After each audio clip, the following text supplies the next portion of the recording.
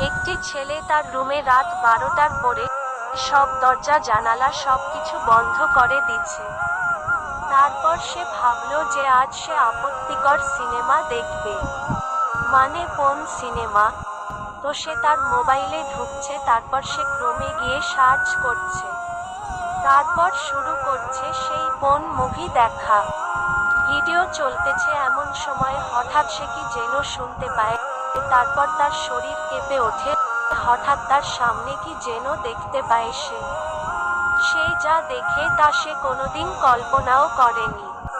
তার সামনে একজন দাঁড়ানো। সে দেখে যে তার মাথা আসমানে আর পা জমিনে, তার প্রতিটি পশম গোড়া থেকে আগুনের ফুলকি বের হচ্ছে। তখন তার পুরো শরীর ঠান্ডা হয়ে যায়।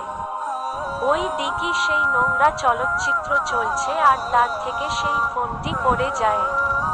দাড়ি। তখন তার সামনে লোকটি একটি কোরআনের আয়াত বারবার পড়ছে, সেটি হচ্ছে কুল্লু নাফসিন যায়কাতুল মউত। এর মানে হচ্ছে প্রতিটি প্রাণীকেই মৃত্যুর স্বাদ গ্রহণ করতে হবে। তখন সে বুঝতে পারল যে তার মৃত্যু সন্নিকটে। তখন তার সামনে ফেরেশতা তার হাত ধরে রাখে আর আজরাইল তার পা থেকে রুহুটাকে টানতে টানতে গলা অবধি আনে। তারপর আরেকটা টান মেরে পুরো রুহুটা বের করে দেয় আর তার মৃত্যু সমাপ্ত হয়। এবং তার মৃত্যু অবধি তার ফোনে কোন সিনেমা চলতে থাকে। তাই আমি বলবো যে সময় থাকতে এই কাজে যারা আসক্ত আছেন সবাই এটি ছাড়ার চেষ্টা করেন।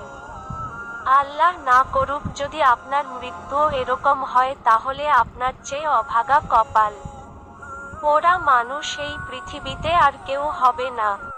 হে আল্লাহ, আপনি আমাদের মৃত্যুটা আপনার প্রিয় মাস রমজান মাস ও শুক্রবার নামাজে সেজদারত অবস্থায় দিয়েন। আমিন।